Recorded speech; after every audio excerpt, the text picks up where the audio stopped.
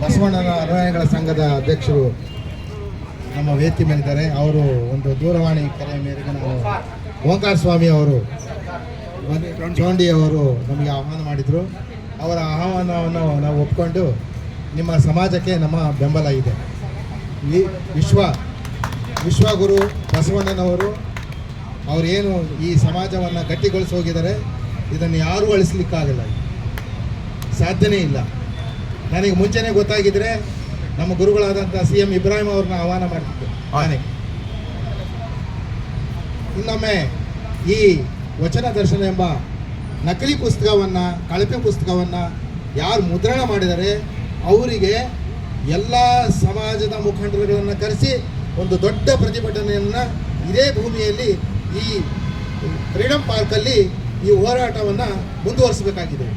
ಈ ಪುಸ್ತಕವನ್ನು ಬಿಡುಗಡೆ ಯಾವ ಕಾರಣಕ್ಕೂ ಬಳಸಬಾರ್ದು. ಸ್ವಾಮೀಜಿಗಳು ಆಗಲೇ ಹೇಳಿದ್ರು, ಇವನಾರವ ಇವ ನಮ್ಮವ. ಈ ದೇಶದಲ್ಲಿರ್ತಕ್ಕಂಥ ಎಷ್ಟು ಸಮಾಜದಲ್ಲಿ ಏನು ಜಾತಿಗಳಿದ್ದಾವೆ ಅವನ ಸಮಾನತೆ ತಂದಿರ್ತಕ್ಕಂಥದ್ದು ವಿಶ್ವಗುರು ಬಸವಣ್ಣನವರು. ಈ ರಾಜ್ಯದ ಚುಕ್ಕಾಣಿ ಹಿಡಿದು ಆಡಳಿತ ಮಾಡತಕ್ಕಂಥ ರಾಜಕಾರಣಿಗಳು ಅದು ಹೊರಗಡೆ ಏನಿದೆ ವಿಧಾನಸೌಧದಲ್ಲಿ ಕಾಯಕವೇ ಕೈಲಾಸ